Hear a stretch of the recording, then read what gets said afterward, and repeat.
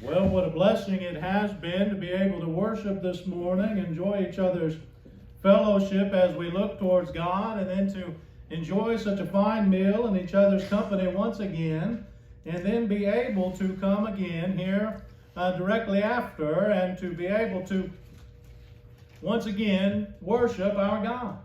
He is a great God, worthy of all of our praise, as is Jesus the Spirit and the Spirit, as we consider their love for us and care for us when we worship them, sing those psalms, hymns, and spiritual songs, and pray to our God. We just sang the song, "Let the beauty of Jesus be seen in me." And that's exactly what I want us to consider or think about this afternoon. What a powerful statement, and what a beautiful reality and understanding that comes with that concept of letting Jesus be seen in us.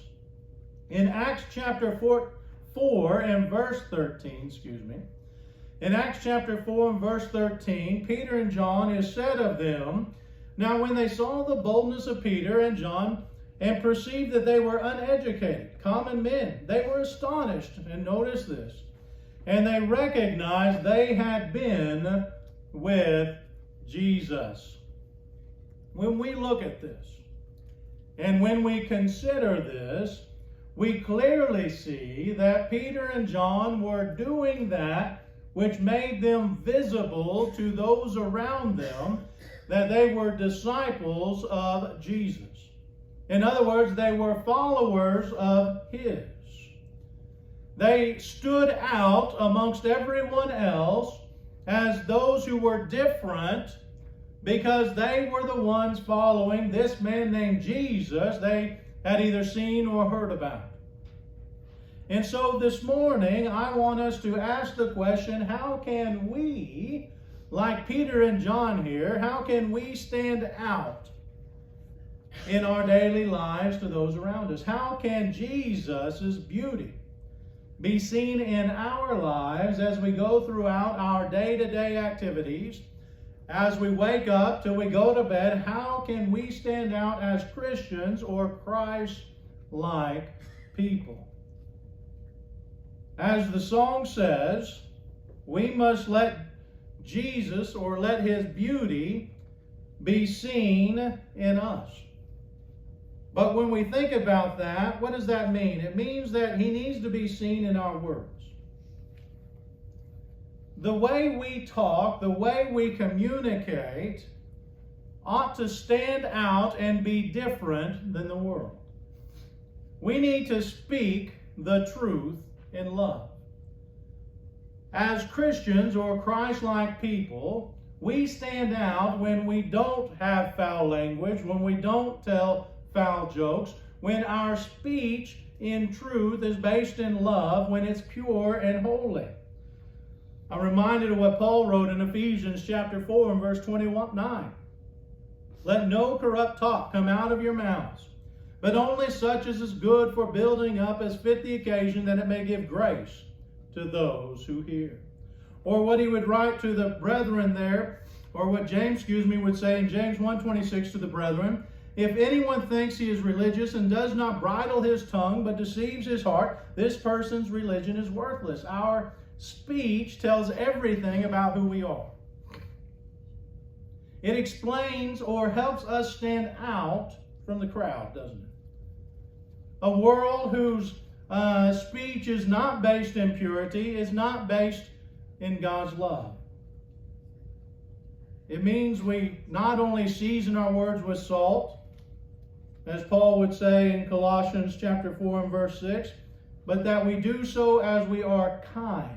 Notice, let your speech always be gracious, seasoned with salt, so that you may know how you ought to answer each person. Now, what does he mean by answering each person and being in this gracious speech? Peter would describe it better in 1 Peter 3:15. "But in your hearts honor Christ, the Lord as holy, always being prepared to make a defense to anyone who asks you for the reason for the hope that is in you, yet do it with gentleness and respect." The words we use as Christians. They matter. What we say, the word we give, whatever it may be, how we talk, how we communicate with people helps us stand out as Christians, as Christ-like people. Whether it be defending the truth or simply proclaiming the truth, it's about standing out in this old sinful world.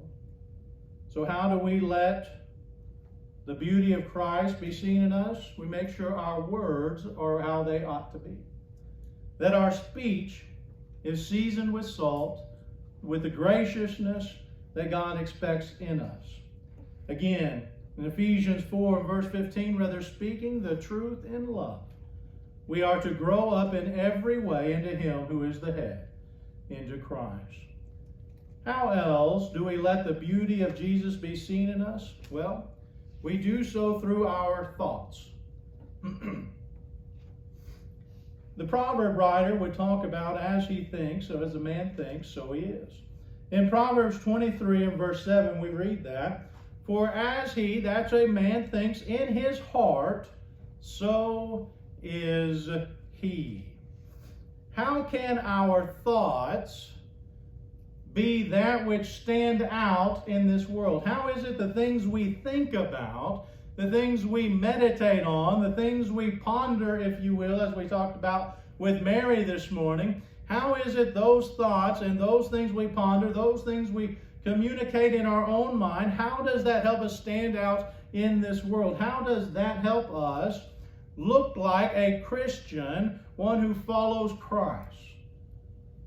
It's simple, really. As Jesus would explain in Matthew chapter 15, verse 11, it is not what goes into the mouth that defiles a person, but what comes out of the mouth, this defiles a person. We used to sing the old song as kids, garbage in, garbage out, right? Whatever we are putting into our minds, if it is full of junk, if it's full of sin, if it's full of the garbage of this old sinful world, then what will eventually come out of our mouth, what will eventually come out in our character is garbage, is sin. If we want to have people see the beauty of Jesus in us, we must control our thoughts. Again, this is why Paul would write in Philippians 4 and verse 8, finally, brothers, whatever is true, whatever is honorable, whatever is just, whatever is pure, whatever is lovely, whatever is commendable, if there's any excellence, if there's anything worthy of praise, think or meditate about these things. Have these in your thoughts, your minds. Consume your minds, your thoughts, with the things of righteousness. How do we let the beauty of Jesus be seen in us? We do so through our words and through our thoughts, which always will lead to our actions, won't it? This is where James would say in James chapter 1 and verse 2, be doers of the word and not hearers only, deceiving yourselves. If we want others to see Jesus in us, if we want to live that life wherein we are clothed with Christ, we are, Galatians chapter 3 and verse 28, where we are hidden with Christ, Colossians chapter 3, 1 through 3. If we want us to be able to say, it's no longer I who live, but Christ who lives in me. In other words, our actions are seen as Christian, as Christ-like. Then we have to be doers of the word, don't we? We must, it's not enough to just talk about it. It's not enough to just think about it. We have to do it. We have to obey the will of the Father, Matthew 7, verse 21. Listen, you and I know there's a lot of good moral people in the world. There's a lot of friendly people in the world. There's a lot of people I would consider good husbands or good wives, in the sense that, they're just decent people.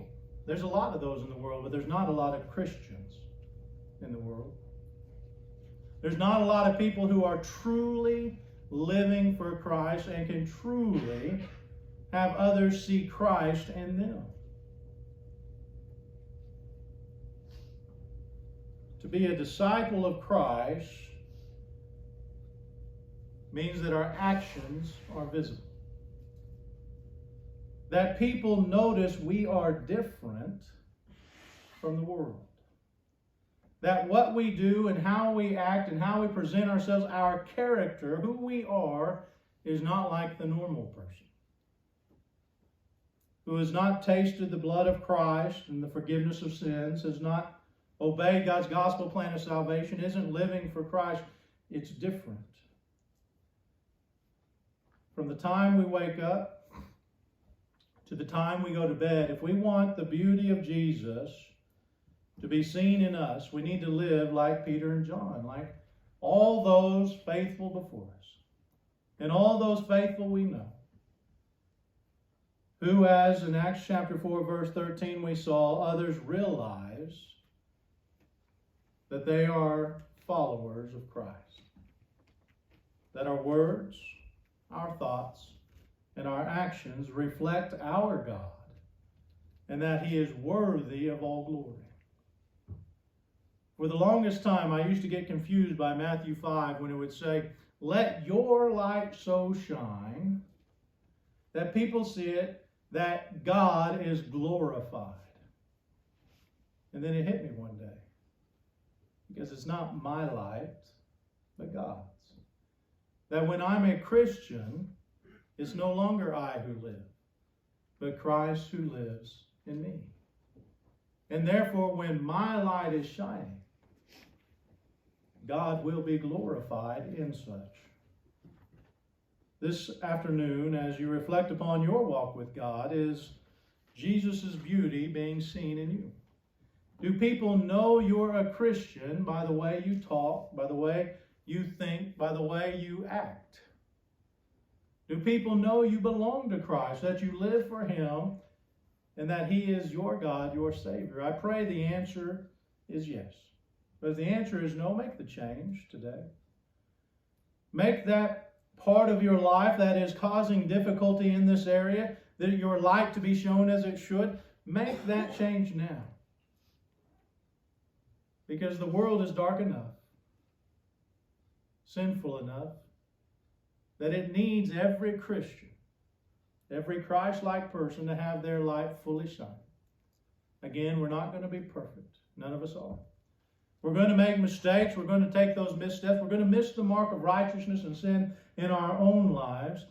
But it's not about whether or not we do that. It's about how we react to it again. Do we go back to acting like Christ, or do we stay in the filth of the mire? So as you reflect on your walk, on Jesus being seen in you, make that proper deduction in your life. And if you need the help of the church this afternoon, let us know.